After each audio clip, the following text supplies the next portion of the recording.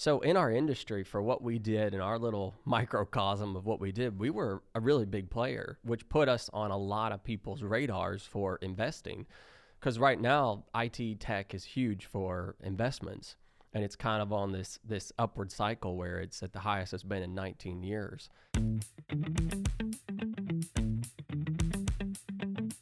Awesome Inc. presents the Kentucky Entrepreneur Hall of Fame, a show that highlights how people throughout the Commonwealth of Kentucky pursue their definition of awesome through entrepreneurship, technology, and innovation.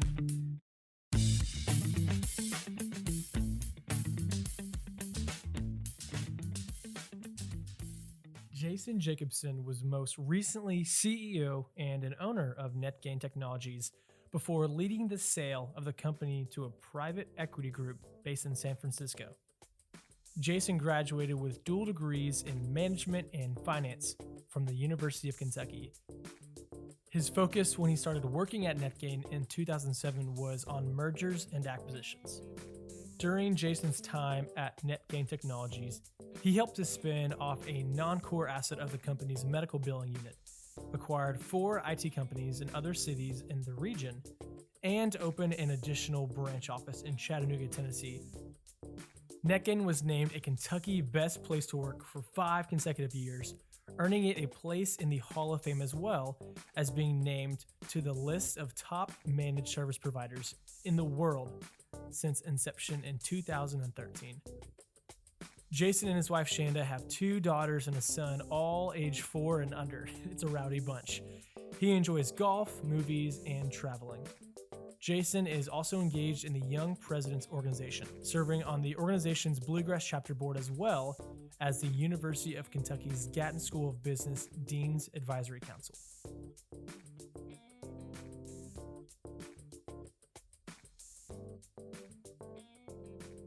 Hey guys, thanks so much for checking out this episode today. It's going to be a good time. I want to let you know that I just made a brand new friend named Jason. Super kind guy. He's got a great smile, and he has some sweet information to share with you, a great story, and I'm just excited for you to get to meet him. So Jason, tell us about your week so far. What are like the best 1 or 2 things that has happened? Wow. Honestly, my wife and I just had our 3rd baby. Wow. Congratulations. So, yeah, That's awesome. I've got a couple-week-old little girl at home, along with a 4-year-old girl and a gosh. 2-year-old little boy. So there hasn't been a lot of sleep lately. But you But are it's living been your best exciting. life? No. Okay. Oh, it is amazing I can't wait life. till I'm in there. Oh, man. Oh, gosh. Okay, that's great. Be careful what you wish for. Well, I love kids. I'm a big kid myself. So Jason, man, I'm pumped for your family. That's great, first of all. I'm also pumped because you just had an incredible success with your business. Would you speak real quickly about what just happened with NetGain, and then we'll get focused on you? Yeah, well, we had something pretty unexpected happen. Even though we were approached all the time about selling our company, it wasn't something that was really on our mind, and I'd be happy to share kind of the more details of that story. But eventually the right thing came through at the right time, and it was just one of those instances where you can't say no. It just felt like it was the right thing at the right time. So we actually did sell our company to a private equity investor out of San Francisco, and that was back in November. So I'm currently wrapping up my time with the transition and should be done in a couple of weeks. Can you say what company from San Francisco that you guys have worked with, and maybe any details about those guys? Sure. So the main private equity company is called Alpine Investors. And actually, I just thought of this as you asked me the question. You'd probably love to read about them because it was started by a Stanford grad and really wanted to change the way that private equity was. And they're super focused on culture. In fact, I think they just won an award of being one of the top, 10 or 15 private equity funds in the country for being known for like a great culture. So their name is Alpine Investors, and they are in San Francisco. And the subgroup under them that actually invested in NetGain Technologies was a company called Evergreen Services. I'm seeing a tree theme here. Okay, I like that. Again, you said a Stanford grad. That makes sense. My 2 cents is I went to Stanford a couple of years ago on a family vacation, and man, that place is gorgeous. Oh, yeah. Yeah, I can imagine going to pretty. school there. Okay, Alpine Investors, and then Evergreen? Evergreen Services Group. Okay. If you Google them, you'll find them, and you'll see NetGain and the other companies that they've invested in and kind of their platform strategy of owning companies like us around the country and then investing in them. Man, congratulations. Thank That you. is so exciting. And that's, ultimately that's not what we hear a lot about Kentucky companies. It's not, no. And that's Especially why Lexington. I wanted to get you on here, because I Yeah. want to celebrate what you guys have done. So Jace, again, looking forward to diving in and hearing more about you. How did you end up in Kentucky? What was your entrepreneurial background? And go ahead and throw in how NetGain was a family company and how you kind of picked up the mantle that got you to this seat here in Awesome Inc. today. Well, I love that question because it is more than just my story. It is my family story. And I was born in Lexington, so I've been here my whole life. Went to high school around here, went to college at UK, so haven't really left the area and moved anywhere else, but it proved out to work pretty well. So starting back, honestly, at the beginning of the story is with my great-grandfather, and he was a Norwegian immigrant. Norwegian. Norwegian. Do you know any? Can you speak any? Well, I can't Is it speak Norwegianese? What's the language? I don't know. I don't know the right terminology, but my grandfather's 100% Norwegian, and I have that part in me as well. So they decided to move here for a better life for their family. And ultimately, he had several children, and my grandfather's name was Don Jacobson, and he was ended up being an educated guy from a couple of universities, and later on in his life, the story kind of starts where he was a professor at the University of Kentucky in agricultural sciences, and he actually started doing a lot of the real pioneering work at the university around agricultural and livestock and feeding, and they did some crazy experiments on the different farms around here. And he was entrepreneurial that he also had his own dairy farm, and he had 4 sons, and it ended up being one of the largest dairy farms in the state. And around that time, computer systems were starting to come out, and the mainframes and the stuff that the university was using. And he thought, you know what? I think there's a way that I can somehow use these computer systems to calculate the least cost feed formula for my dairy cows, because there was a lot of waste in the way that they went about feeding their animals. And he thought, I could use computers to figure out the best way to do this and save money. So he went and worked and ended up writing a program in which he was able to figure that out, and it made sense and it made them more money. And he decided to actually take it on the road and try to sell it to other farmers. So he's out across the country trying to sell this program that was brand new. Computers hadn't really come out. And he meets a guy from a company called Valcom. And the gentleman says, Don, would you like to open up a computer company and sell PCs in Lexington? And he said, well, that's not exactly what I was after, but sure, why not? Why not? It's kind of one of those things. Why not? Is how I imagine that he said it. Why not do it? So he ended up buying what they called at that time a medallion. Like, you had to have the right to sell this stuff. Sure. And he opened up a shop called Valcom. It's a franchise over in the Woodhill Center, over by Chuck E. Cheese in that area in Lexington now, in 1984. And at that point in time, he was the first person that was selling the IBM personal computers in the Lexington area. So that was really neat, kind of a whole different venture for him. And at that point in time, he had to be in his late 50s starting that up. And he still had the dairy farm with his boys, which one of those was my father. And after a couple of years, my dad said, you know what? There's no way I'm going to be able to make a living doing the way that I'm doing things now. I got to get out and figure out how to do something different. I got to get out of this business that we're in here at the family farm. So he decided to go work for his dad in the computer company. And my dad didn't go to college. He didn't have a formal degree, but he had more drive and more ambition than anybody I've ever met, and became the ultimate salesman. And I kind of tell him he's a living legend. So he sold a lot and did really well in the company and made a great living for himself and helped grow the business to maybe a dozen people. And eventually he ended up telling his dad in 1995 timeframe that he wanted to buy the company from him. And his dad said eventually, okay, but I think that you need someone else with you to help you on the administrative side. So my dad asked his brother to come in and buy the business with him. And at that point in time, it was just kind of selling some PCs and basic things. And they took it and decided, we're going to really grow this thing. And We're going to focus on projects, installing these things, adding services to it, working with big companies like KU and Long John Silver's and places like that. And they did that for a few years and ended up growing into Louisville and ultimately into Little Rock, Arkansas, and grew the company pretty successfully. And then enter in my part of the story, which you originally asked about how I got started. Yes, I did. So I thought that I was going to be in investment banking and wanted to go down that path. And I really liked the whole M&A side of things and deals. And I was already interviewing at places like JP Morgan. I knew I was going to have to move to New York. Had no desire to be in the family business. That wasn't something that I even thought was possible. I'm not an IT person, right? I was a business major, finance major too. So he calls me up and says, hey, your uncle and I want to buy companies. We want to continue to grow. It's something you're interested in. Why don't we try to do it together? And at first I thought, well, that's a kind of a crazy scheme. I don't know how this is going to work. But eventually said, you know what? Why not? Why not give it a shot? What's the worst that could happen? So I did. And by gosh, went out and we were successful and we bought other IT companies in Ohio and Tennessee and St. Louis and Alabama and a local competitor in Lexington. We sold off some business units we had and ultimately really started growing the business. And the next evolution of our company became managed IT services. And that's where the SMB type of company, let's say 500 users or less, says, I'm just going to outsource my IT department to someone else because I can't afford or keep up with what's going on in the market. I'm going to pay you to do it. And for the past, almost 20 years now, we were ahead of the curve. That's what we've been doing and been the best at.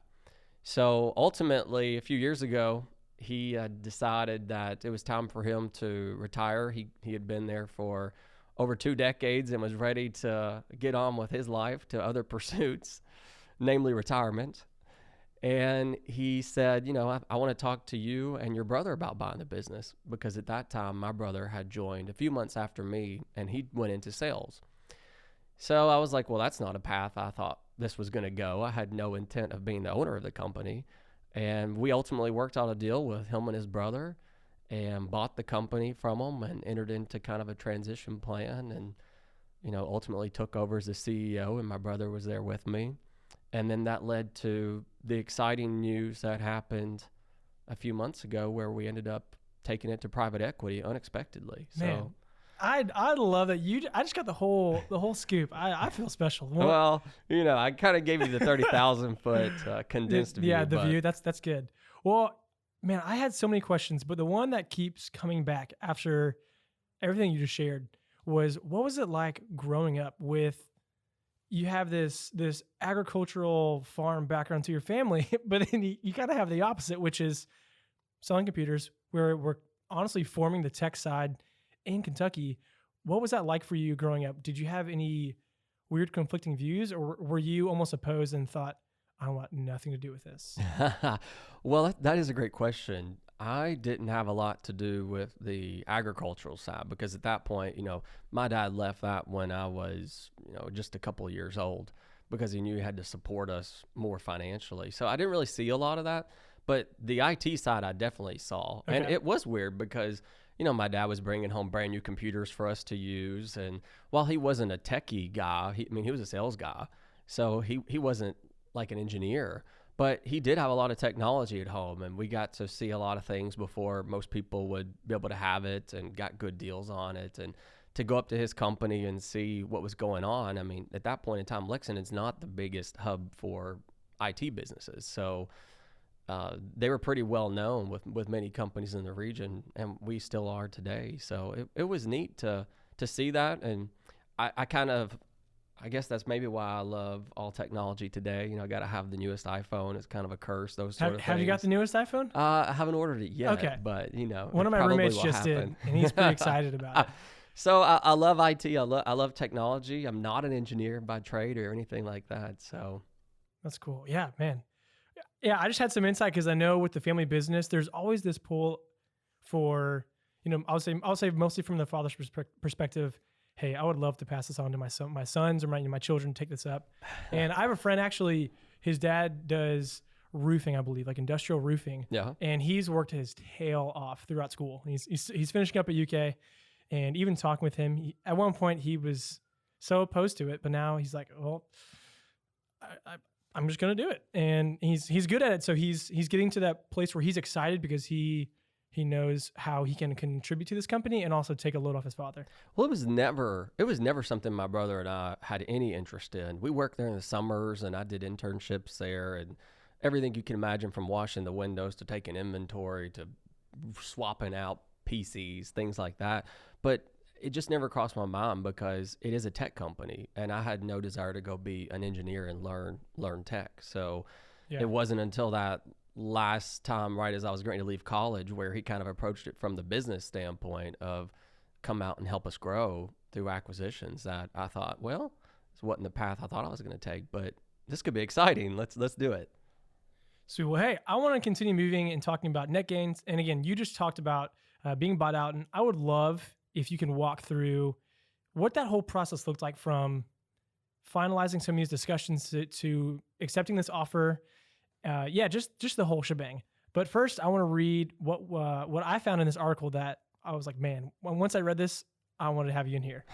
So here's a little scoop. So founded in 1984, NetGain Technologies has become the largest managed IT services provider in the South Central U.S. Man, applause to you guys. That's great.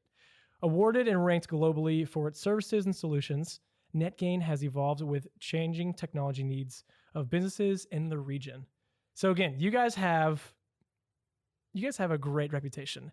What did that look like when you guys were getting approached and, deciding, hey, I think this is the right move for our company? But again, once you sold your company, what does that look like in terms of your employees, your management, your leadership transitioning? What does all that entail for you? That's a great question. And in our industry, it's really fragmented. Okay. As you can imagine, IT companies, there's not a lot of huge, big IT companies. Most of them are mom and pop, small companies. Maybe they got 10 employees, 20, 30. And to have over 150 employees in 6-7 different states, you are one of the larger ones, even though technically that's not like a huge company, right? So in our industry, for what we did in our little microcosm of what we did, we were a really big player, which put us on a lot of people's radars for investing. Because right now, IT tech is huge for investments, and it's kind of on this upward cycle where it's at the highest it's been in 19 years. So my brother and I had goals that we thought were going to take us probably another, let's say 10 to 15 years. And that's kind of the path we were going down. And we were getting calls every week about, hey, would you sell your business? Would you sell your business? Whatever. I threw away the letters, didn't answer the calls because that's not part of the plan, right? Yeah, it's not. Well, I ended up getting a call from a friend of mine that I respect in the industry who said, hey, I want you to talk to these guys. They're different. And I said, okay, sure, they're different, but because it's you, I'll talk I'll give to them a right? chance. Yeah. So I get on the phone with them, and they ended up being a little different. They said, for instance, we're not typical private equity. Typical private equity comes in and slashes costs, burns thing, and then flips it in 3 to 5 years for more money. They said that's not our model.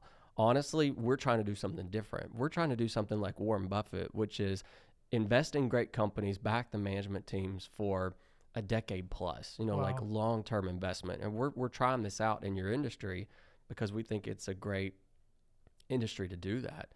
So that was pretty interesting, that private equity with a long-term hold cycle is just not really typical.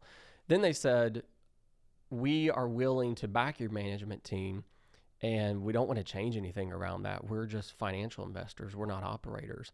Well, my brother and I knew that one day if we ever did sell the company and hit our goal that we were looking for, that we wouldn't want to work there for someone else. There's lots of people who may enjoy that, but we knew we wouldn't be great employees working to build something for someone else from a company that we were already a part of in our family. And they said, you know what, that's fine. You don't have to do that. You can leave. So we thought, wow, well, that's different, because most people, they want you to stay and do it, and they want to back you, and they want to tie you to it financially. And it ended up just being that all these things where NetGain got to be the platform company they're going to invest in, and then NetGain's going to go buy other companies to just blow it up, be a much bigger company, much more opportunity for our people. The management team is all there staying. It's just a set of circumstances that I would have never thought could have happened in the way that they did. And when you tie that with just the economy and the way that things are right now, so good in our industry, it was just too good to say we're going to pass it up. For our people, for us, for everybody, for the future of the company, it still gets to be NetGain. It's going to grow substantially. I don't know that we would have ever been presented that again. Yeah. So I read a quote one time that someone told me to read, and it said, you sell your business when the market tells you to and when it's ready, not when you're ready. So I wasn't ready to leave, and I love our company. I love my job, but you know what? Sometimes the best time to move on is when you're not ready. Man, I love that. And I love hearing your thought process behind it, because it almost felt like everything you did in this decision was so sincere. And again, I heard you say people, I don't know, 5 or 6 times. And that's something, even before you walked in today, I was reading on your website, reading up on you, and I came across your company's core values. And again, you guys have offices and part of your team in, was it 6 or 7 states? We're in 6 different cities in 5 states. Okay, 6 cities, 5 states. Physically. So you guys have a widespread team. And I know here at Awesome Inc., one thing that we love is the word culture, because that's what we want to be known for, is working hard and playing hard, because we worked hard. And I want to ask that, how does this affect your company's culture? Because again, you have 150 plus employees. You had a lot of people who could have potentially had a very sticky situation as you guys were selling your company. But again, as you said, the market was saying this is the time to make this action. Your private equity investors were almost telling you stuff that's too good to be true, but it was true. So there was going to be no penalty for your employees. So how does all of this either affect your company's culture and core values, or strengthen it from what it was to where it will go next? Well, that was a great thing that we did spend a lot of time on our core values and our culture. And it's not just one of those things that we put up on a board and it sets up on the wall. I mean, all the ways we try to enforce that through awards that we give tied to our core values, to handwritten notes that we wrote reflecting and pointing people back to living out those core values. It's real in our company. So therefore, there were 2 real things that I cared about when we were looking at whether this would make sense or not. And one was, if I'm going to be replaced, it need to be replaced with someone who's going to honor that and keep that the way it is for our people. Sure. And then 2 is that the private equity group is going to honor that and care about that. And ultimately, they loved it. And it's kind of funny, the same planning process that we use, they use, and they really thought that it made us a strong company. So they wanted to preserve that, and they have. And the second part was recruiting a new CEO who would honor that and care about it, and was not only a super smart person in business, but would really care about the culture and the people. And I think that we found that too. So that's so special. It is really important. What's your favorite company's core value? At our company? Yes. Oh, the one that I have to say is probably my most favorite is the first one, and that's family first. And that comes from the standpoint of not only were we a family business, but we recognize that we have people that are working with us that have families, and we have to put those first. And does that mean they're never going to have to work late or work on a weekend? No. But if we ever ask them to do something in which it compromises their family, we would never want to do that, and they needed to let us know. So if it's coming in late because I got to drop my kids off, or I got to do something with my family, or whatever it is, we wanted to honor that. And that came back to me and my little kids and my brother and his little kids. Like we know what it was like. So that's probably the one that I really enjoyed and wanted to uphold the most. I love that. I also just realized that I said, what's your favorite company's core value? And then I was like, wait, I said that completely wrong. So thanks for, I for thought catching maybe up you on wanted my another mistake. company. Yeah. So Jason, what does this look like for you now? You're stepping out of the CEO role. Is there something next in terms of a venture for you? Is there a business that maybe you want to start? Is your family still staying and super involved with the company? What are some of these next steps? Well, my brother left the business a few months ago. Okay. I'm still there. We hired the new CEO and started in July. So I'm there with him right now, kind of just helping transition. You're showing him the ropes. You're showing how it's done. A little bit. he knows what he's doing, but I'm That's kind good. of giving him some backstory. But that'll be done in just a couple of weeks. In fact, this month I've only been there on Tuesdays, spending time with him. So that will be wrapping up. So therefore, we really won't have any more involvement moving forward. But I've always told him and everyone, if we can ever do anything or answer any question you have, just give us a call. We're not going anywhere. So the second part of your question was, what am I going to do? Obviously, right now at home, it's like super busy with these small children and a newborn. So we're having fun with that. But I think ultimately what I want to do for a while is move more into the investor role. Okay. Of not being there physically every day running the company and being that person, but maybe being someone who's investing more in real estate, investing in companies, helping other startups, doing those sort of things for a while, where my schedule will definitely be more flexible for my family and all those sorts of things while still doing what I love. I love that. But who knows? I can't tell you. I could be sitting here across from you a year from now saying, guess what? I started up a company. Because I got a whole list of ones that I think are awesome. I would ideas. love that. Maybe let's just go ahead and put on the calendar after this. In a year from now, we'll be hanging out again. So with that, is this you going back to doing a little bit of what you wanted to do before joining the company? Earlier, you said you're like, oh, I'm going to New York. Is this you getting back into that kind of financial path? Probably not. Okay. No, not in that way. Like, I'd like to own some buildings, some real estate, some more passive things, maybe work with other companies, invest in different things, maybe buy a company, but not be the one that's there, 60, 70, 80 hours a week, sacrificing your family to run it. And I think I've been put in a very fortunate position to be able to do that. And I think that would be pretty exciting for a while. Yeah, it sounds exciting. Well, yeah, Jason, hey, thanks again so much just for sharing this. It's been great reading what I have from the news, from articles, to sitting down with you, talking to you in person. I'm excited for you, and it's very evident you're excited because, man, I feel like you're dancing internally, and so that makes me happy. Yeah, things are going well for you. So I want to move a little bit away from the business before we hit that at the end, and I want to talk about you just as a human being. Again, we're in a small place called Lexington, Kentucky. We're doing life. I want to know what motivates you, what gets you out of bed every morning. Again, you talked about family first. What else is on the plate for you? Man, there's nothing like getting you out of bed than a 5-week-old at home. I'm not there yet. Maybe in a couple years. A couple times a night I get out of bed for that one. But what really motivates me, honestly, it's two things personally. One is my faith, and second is my family. And those are the most important things to me, and they guide all the decisions in my life. Yeah, that's sweet. Good answer. I love hearing that with people. Again, everybody has different things that motivate them. I think one of my favorite ones, and we were saying this about Alex Reed with Truman's even before we started talking, and he's like, I just want to prove to people that I made the right choice. So it's cool hearing what motivates people in different ways, and I love that. So also, what does success look like for you personally? And then as you were in this role at NetGains, what did that look like for you as well? Like, what was success? How are you going to achieve it? Is it a process, or is it a one-time thing that happens? I think it is always a process, but I think my first iteration of defining it several years ago was, number one, being married to the love of my life personally, having children, having kids, and having that in my life personally was probably the most important things to me.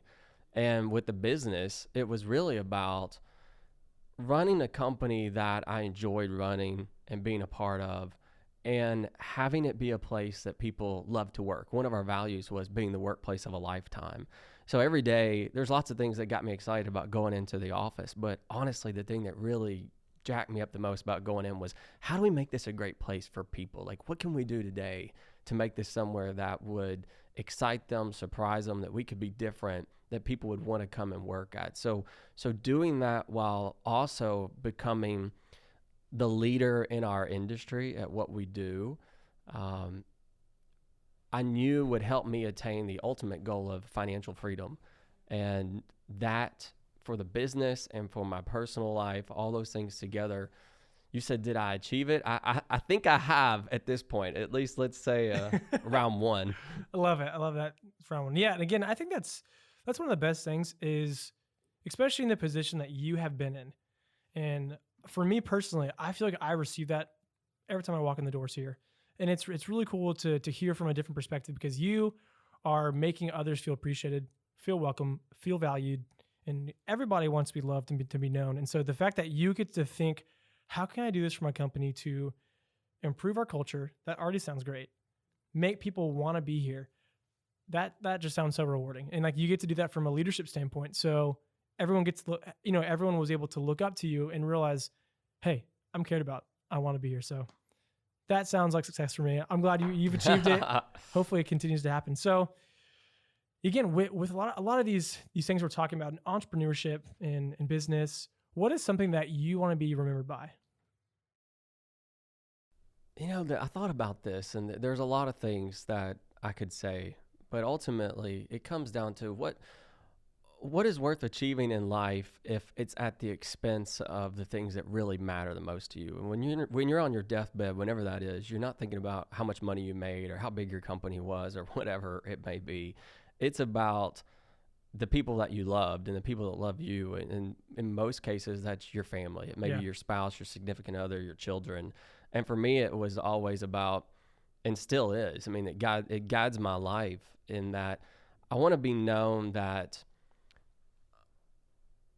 I was successful in business, and that's something that makes me excited every day, but that it never came or comes at the cost or the expense of my family and my kids, and that I was able and am able to move forward in business and have fun at that and do well at that, but never put it in front of my family, because ultimately it'll never be as important as that. And I think that happens a lot. And a lot of the stories and a lot of people you talk to have great success in business, but to the detriment of their personal life. Yeah. I hope your wife listens to this. She'll be very happy with you. I'll send you her email address. Perfect. Yeah, no, I love that. You know where your head is, and I think that's super important.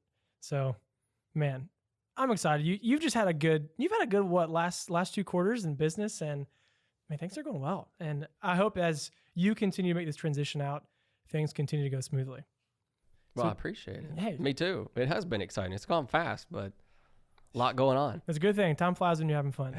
All right, Jace, you mind if I call you that? I keep thinking of Jason ahead. Bourne. You look a little You know intimidating, what? but you're also people so have either kind. called me that or JJ. So JJ, I like both of them. Okay, do you have a brother named Jacob? I do not. Okay, but a lot of people call me Jacob, which is Well, I remember I watched some TV shows growing up, and I remember one of them. There was a man in the show named Steven Stevens, and I thought, if you had a brother named Jacob Jacobson, that'd be really creative on your parents' end. They used to call me that at school, when really? the teacher would call your name out, Jacob Jacobson. Who would name their kid that? I think someone who wanted to have fun. Hey, I want to throw a couple curveballs at you. Do it. Questions we haven't rehearsed, going off the cuff, because we talked about some things even before we sat down, and these are good conversations because it's relevant to where we are. So one of them was we talked about like Gatton college students being involved in the startup community, but also in the business aspects. And one of the things that you said was, with all the talent that we have, it is not being tapped into well enough. I'm assuming both from the college perspective, but also from the professional perspective. What are your thoughts on that? How do you see these two groups of people fixing this gap from young adult to professional? Speak into that if you don't mind. I think that there is a lot of opportunity there. And it's funny because just over the past couple of years, I've really started to notice it where one example is the private equity company that we're working with also owns other companies like ours in places like Austin or San Francisco and Nashville, places where tech is more booming at the moment and well known. And they were talking about just the hiring challenges they have and all the problems that they face getting good people. And they were asking me about some of the things that we face in our company. And I'm like, we've got lots of great people that we employ, and it's never really been an issue. I think Lexington is a great place. We operate a network operations center here across town where we have dozens of people working 24/7, taking care of clients across the country. And they really know what they're doing. But I feel like there's not a strong community and a collaboration between the universities and the people like me who are running companies looking for those IT professionals and kind of the whole startup scene as compared to maybe San Francisco or maybe Austin or those sort of places. So honestly, I kind of made it a personal I don't know at this point, a mission or something that I care about moving into this next phase of my life of how can I be involved in that? How can I help change that? So one of the things that I did was engage with UK and the Gatton School of Business to help kind of bridge in that area and bring a voice from an IT and a technology perspective to the business college, and even talking to Awesome Inc. and getting to know them and what they're doing. And I've got a friend who's running economic development for the state and talking to him about, what they're doing and how they see IT as a hotbed for Kentucky, and why aren't there more investments and more jobs and people coming here for IT, because it's a great state to hire people. So I think we can make a lot of progress in the city and the state as being a real IT powerhouse, No, much I like agree. those other cities. And I think what's been really cool to see is even in the last 12 to 15 months, there has been so much headway. And I think with a lot of people, this might sound rude, but just opening their eyes and seeing the opportunity and taking advantage of that. And I think that's been very exciting to ride just the momentum of, whether we had a very large grant, about a year ago with the cabinet and forwarding and funding some different initiatives that have helped, I know both us, but also different regions of the state to be more innovative, spread the word more, and get people involved. And I think that's huge. So I know that's I'm glad that something you've been able they to. were wanting to do for sure, and I think that they're going to have better success working with these sort of things that you're talking about. Yeah, it's been fun. Yeah, I've been able to go into a couple classes at UK, and college students are great. It's funny, even being a few years removed from school, seeing how some people, when you just look at someone, you can tell, oh, your brain is totally thinking of some crazy idea, and I just want you to get it out. So I love that. And I wanted to ask you, what does it look like for you going into Gatton? Like, how have you been able to help students or even help some of the academia? Well, so far, I've met with the dean a couple of times, and we've had lunch, and he asked me to join the advisory council. Oh, nice. That's great. For him. So I've just gone to a meeting, and we'll be doing some of those and really talk to him about how can I engage with the students here? How can I kind of help share with them what I've experienced since I left here, and maybe some of the things that I felt like I didn't get while I was there. And we're working on some of those things. There's some great people there that want to help me out, and maybe that's me speaking with some students. I'm interested in like mentoring some people one-on-one and kind of just like helping them get to that next step. And as soon as I finish up on the next couple of weeks at NetGain, I'm going to really start pushing down that. And that's exciting. Effort. I love it. That's great. And lastly, the other thing I wanted to kind of throw in here as a curveball is you talked about how NetGain really helped Apex about a decade ago. And I almost forgot about that, but my mind just thought of it. Can you talk about how you were able to help Awesome Inc. sister company? Well, you'll have to ask them started. for the detailed story, because honestly, it was right when I was getting started. But to my recollection, and when I was talking to Brian about it, we had a big client that wanted us to do a lot of programming. I mean, it was probably like over $1 million of programming contracts for a government type of entity, and that was something that we didn't have the bandwidth, the expertise in-house to do. So to my recollection and working and talking to him was we did end up partnering together with them and gave them a lot of that business, and we were subcontracting it out to them. So I think that was right around when they were just getting kind of started. So it was interesting. I had forgot that, but when we met for lunch, to hear and remember that we were there kind of at the beginning working with them together. Man, that's cool. Yeah. I mean, I think what's even crazy, the way that business relationships happen are through people, obviously. And when you're in a place like Lexington, literally everyone knows everyone. And it's true. I'll meet someone in a week from now and I'll realize you've known my friend I've known since I was 8, or something to that extent. So I think that's really cool. I mean, even a decade ago, that business relationships and people foster future relationships for others. And yeah, I thought that was really cool, and I didn't want to. Well, and that is a great story, because I haven't seen or heard and really talked to them probably in over a decade. And Brian and I caught up at lunch, and I was just thinking to myself, like, why haven't we done stuff together? I don't understand why we haven't been able to connect more and help each other out. Well, hey, we're doing it right now, so yeah. we're kind of picking back up where you guys left off. Thank you. I'm glad. Well, hey, Jace, last question. And this one I think is some of the most important and candid advice. Again, so we exist to help entrepreneurs pick up the mantle as those in the Kentucky Entrepreneur Hall of Fame. We want to help people, be confident, but know that we believe in them and empower them. And as someone who has just been a part of a company being sold, what is some of your best advice to any entrepreneur listening right now that you would say, hey, if you want to achieve this with your company, if you want to start a company, here, XYZ, go do them? Honestly, it's really simple for me, and it was something that my dad taught my brother and I as really young kids, and I thought he was crazy at the time on a lot of the stuff that he taught us. But, a few decades later and some age you on see you. what wisdom looks like. Yeah, exactly. You start to realize that, man, he knew a lot about what he was saying. And I even tell him that today. That's but great. The number one thing that I took that I think I would pass along to someone listening right now is, if you think you can or you can't, you're probably right. And ultimately, that means that whatever you really put your mind to, you can do it. So it's just a question of how much do you really want it? I love it. Hey, guys, how much do you really want it? Think about that. Jason, I can proudly say this. This has been the first One Take Wonder podcast. So excited. Wow. I feel blessed. Thanks for such a good time. This has been awesome. Let's go grab a cup of coffee. Appreciate it. All right, well, that's it. We want to say thank you again so much for checking out the Kentucky Entrepreneur Hall of Fame podcast. Special thanks to Lee Rosevear for the music that you hear in the show, and to Lexington's Awesome Inc. for hosting us from their space. Again, I'm Garrett Farbach. Make sure to check back and tune in next time. We'll see you then.